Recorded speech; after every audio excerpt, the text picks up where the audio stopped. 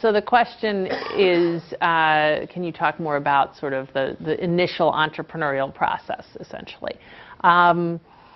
So, you know, one of the biggest assets I had was the fact that there was a thesis requirement at Princeton, in all honesty, because it was my opportunity to develop the plan and argument for the creation of this organization. And I think, I'm not sure I would have spent 4 months and done lots of research and developed, you know, at least what I thought at the time was a well thought through plan for the launch of this if I hadn't had that. And I mean, this is sort of obvious, but maybe not to everyone. I mean, I think really taking the time to do the research and develop the plan initially is, you know, clearly step one. I think, I mean, I say all the time too, and it sounds maybe flippant, but I really, really, truly mean it. I mean, I think the other big asset I had was my inexperience.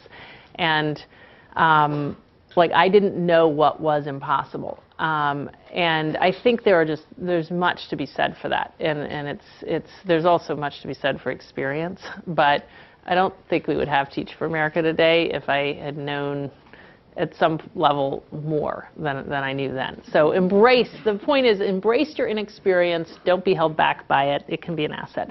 I think, yeah, I mean, the other thing I would say, I think, is, you know, in order to get this off the ground, I needed a lot of help. And in particular, and most dauntingly at the time, I needed a lot of money. So I spent that seemed like the most daunting piece of this to me. Like, I developed this plan. I had this idea that it just had to start with 500 people. I mean, that was based on various convictions around conveying that this was a movement and not a little program. I needed to surround it with a sense of urgency and national importance.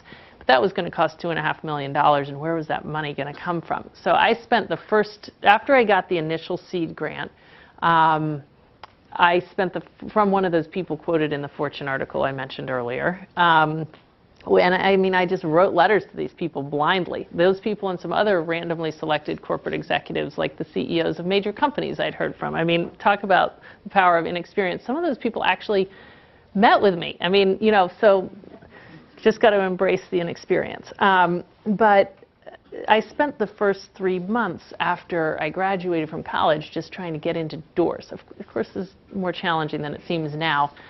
You know, I would send 100 letters and get like a meeting or two, but then work out from those people to try to meet others. And I think, you know, I got lots and lots and lots of no's. And I think one thing I came to see, and probably just knew intuitively, is this is a search for allies. You actually don't need everyone. You need a few true allies. And I feel like my whole last 20 years has been a search for allies. And, you know, what I ultimately realized, too, is that, you know, the people you meet in that first summer may say no and no and no for the next 12 years, and in year 13 could be your biggest enabler. And I wish I'd known that then, because I would have been much nicer to everyone and kept in touch with everyone.